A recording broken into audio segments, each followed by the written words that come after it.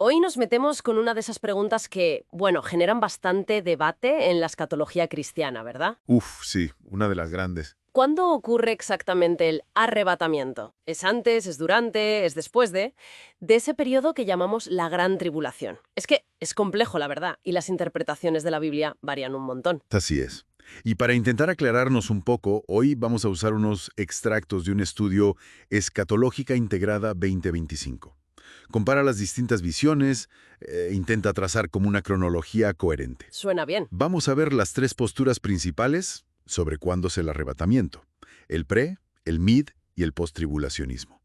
Y luego miraremos un poco qué dicen las asambleas de Dios y esos paralelos curiosos entre Mateo 24 y Apocalipsis 6. Perfecto. Pues venga, vamos al lío. La primera teoría, el pretribulacionismo. ¿Qué dice básicamente? Pues defiende que el arrebatamiento pasa antes de que empiecen los 7 años de tribulación.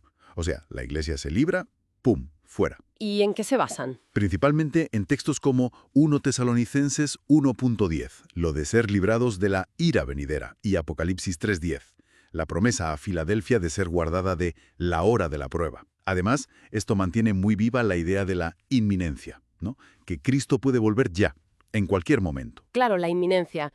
Pero las fuentes también plantean una tensión ahí, ¿no? Porque si esa protección divina es sacar a la gente fuera del todo, Ajá. ¿cómo cuadra eso con otras historias como la de Noé? Que vamos, fue protegido dentro del diluvio, no fuera. Exacto. Ese es un punto clave del debate hermenéutico. Y además, los que critican esta postura dicen, bueno, ¿dónde está el texto que separe claramente el arrebatamiento de la segunda venida visible de Cristo al final?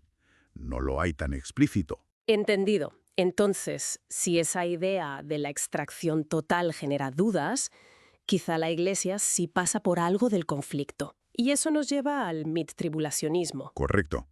Esta postura dice, a la mitad. O sea, el arrebatamiento ocurre a los 3 años y medio de la tribulación.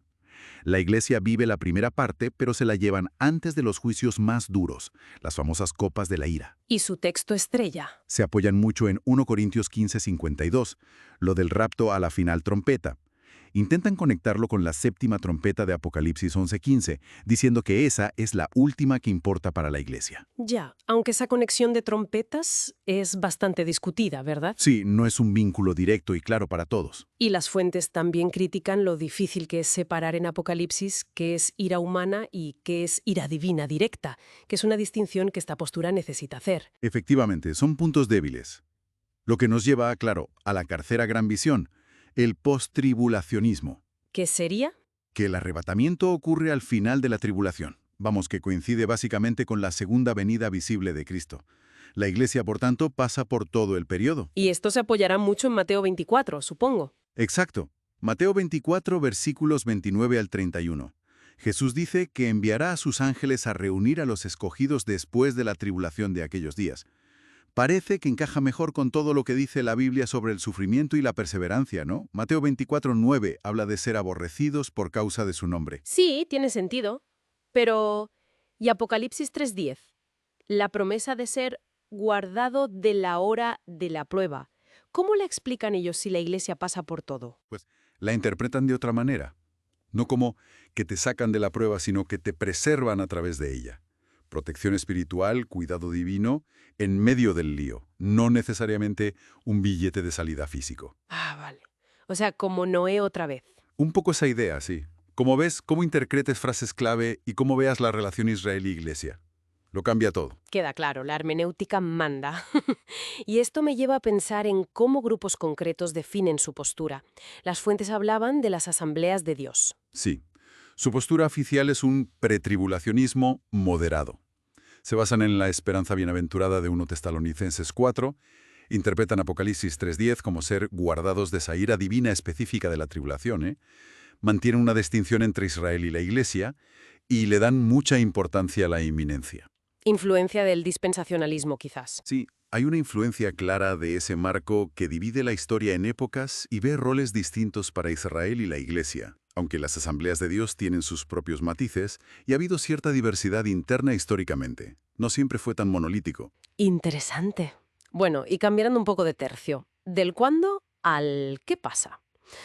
Las fuentes destacan unos paralelismos muy llamativos entre lo que dice Jesús en Mateo 24 y los sellos de Apocalipsis 6. Totalmente. Es que es muy curioso. Fíjate, falsos cristos y engaño. Caballo blanco, en Apocalipsis 6. Eso, guerras, Caballo rojo. hambre, Caballo negro. muerte, persecución Caballo pálido y los mártires bajo el altar. y señales cósmicas al final. El sexto sello. Es casi un calco. Exacto.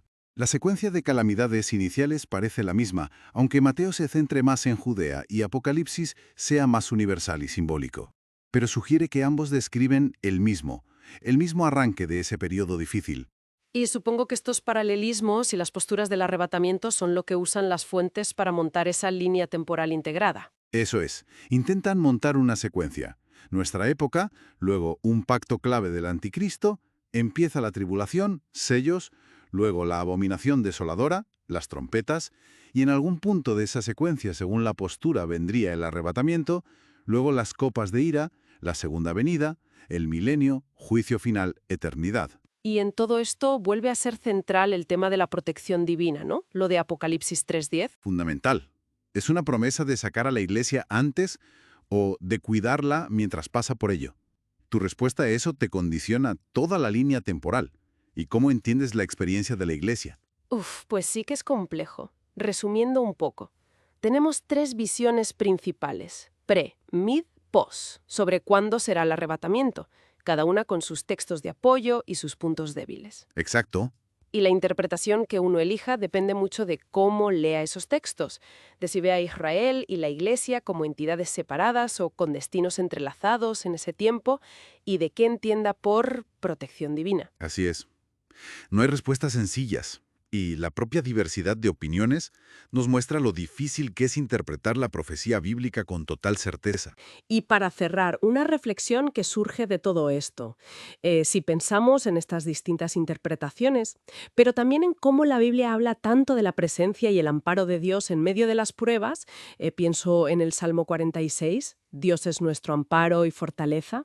¿Cómo podría la visión que tengamos sobre el futuro, sobre la escatología, influir en nuestra manera de afrontar las dificultades que tenemos hoy, en el presente? Buena pregunta para quedarse pensando.